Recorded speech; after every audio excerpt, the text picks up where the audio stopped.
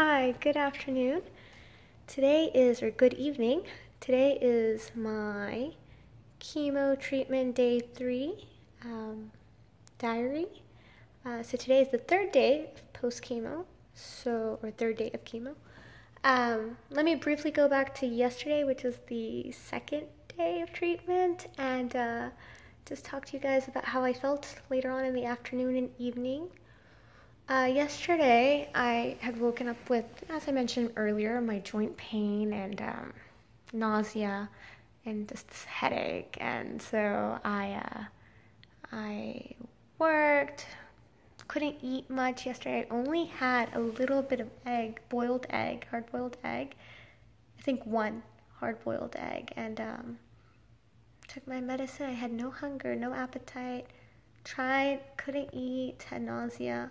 Went for an oncologist appointment yesterday, and they had to give me a white blood cell injection because with chemotherapy, it attacks your cells, and so your white blood cells, the healthy cells, the good ones, also get hurt, and so you have to get injected with more so that you can try to not get sick, so the immune system doesn't get attacked too bad. They told me I'd have aches and pains, but today's day 3. So I came home tired, and I took some medicine for my nausea, and I went to bed. I woke up in the middle of the night, at 2, with a lot of nausea. Took some medicine, tried to go back to sleep, but couldn't.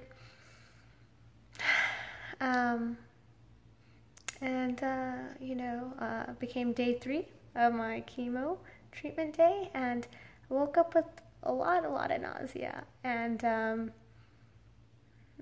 headache. This headache doesn't go away even though I take Advil, but I woke up without zero joint pain. So they were saying, oh, the white blood cell medicine injection will give me more pain, and it didn't. So that was kind of interesting. Let's see. Oh, so I had every excuse to not go and get up and work because I had the most nausea I've had so far. I had a real bad headache. I was tired. I'm on chemo. I have cancer. Aww. But I have 2 main reasons to go and get up and fight. And the first reason are my 2 beautiful daughters, Zoella and Zaria. For those of you who don't know, I went through a tough time past few years, devastating divorce, and I just fought really hard and made sure that I didn't give up easily on things that most women may have given up on because it's too stressful or too emotional. I had a long talk with my daughters and wanted to know if they wanted to keep their lifestyle, because it's not their fault mommy and daddy split, and they have a certain way of living. And so they said they wanted to stay in the house that they live in. They want to go to the same school, and I'm a big believer on trying to maintain your lifestyle, your current lifestyle during hard transitions, because you need familiarity and stability. So I work really hard to give them all that I can.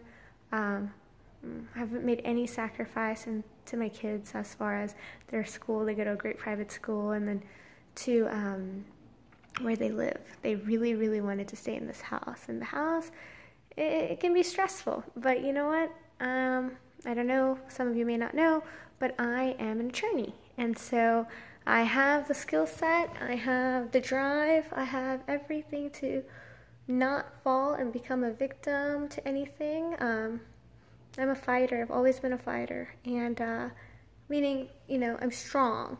I'm very caring, loving, but I'm very strong in the sense that I'm not going to go down. I'm not going to succumb to depression. I am going to do what I need to do. I know what my priorities are. My daughters are my priorities, and so I will work very hard to get them what they need, and to live the life that I want to live with my children.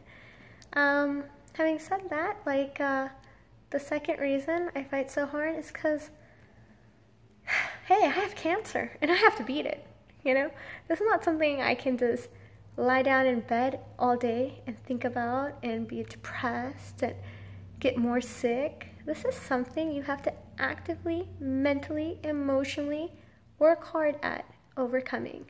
And you have to try to live your life the best way possible, and really consider it. I understand health is like number one, but you have to really consider this to be just a little setback, like a little, just a little hurdle. It's a challenge, but it's a hurdle, and it's one that you know you can overcome. So, especially in my situation where I found it early and I've done everything properly to, the right steps to manage it. And then it's giving yourself examples of how, you've managed something similar like this in the past. So for me, I compare it to my pregnancies. The nausea, the headache, the pain, it's similar to what I endured during my 2 pregnancies. So I have a reference point. I have something that I can say, okay, I can deal with this. Now, as far as caseload and work and stuff like that, if I'm not working, I'd be depressed. I have to work. I have to stay busy and active. If I'm not active, then I'm just going to think about it, and I don't want to do that. So having said that, you guys now know I'm an attorney. I practice immigration, business, and procurement. So if you ever want to help me out, or if you ever have any matter and you need some help, contact me. I'm a pretty good attorney. I'm really good, and I connect really well with my clients, and so I take care of my clients. So yeah, remember, Mian Law Firm. My name is Maliha Mian. Last name is M-I-A-N, and lawfirm.com. That's how you can find me. Let's see, what else? So today I was busy with, this morning I could not eat anything. I don't know if I mentioned that. I was busy with a business matter a meeting that took all day.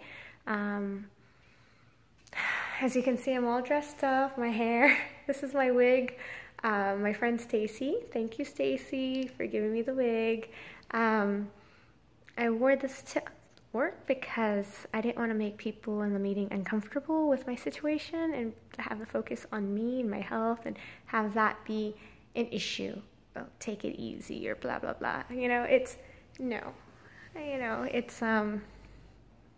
just something, and I needed to show up, and so I did, and I did my thing.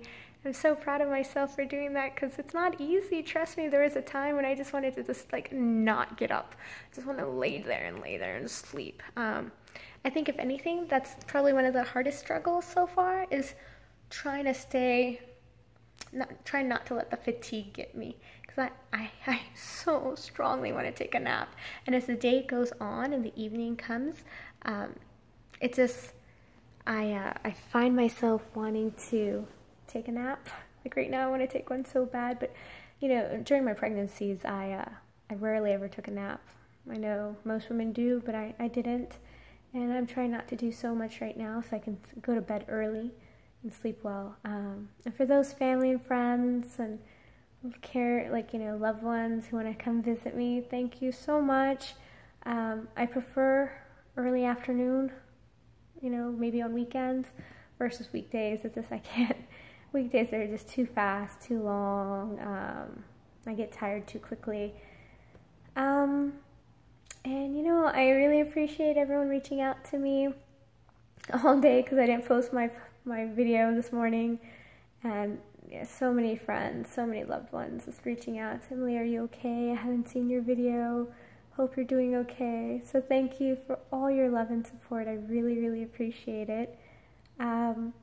I'm doing good. I think the 3rd day is supposed to be one of the toughest, and I feel, I have a smile on my face. I have the headache, I have the nausea, and I'm very tired. You can see it in my eyes.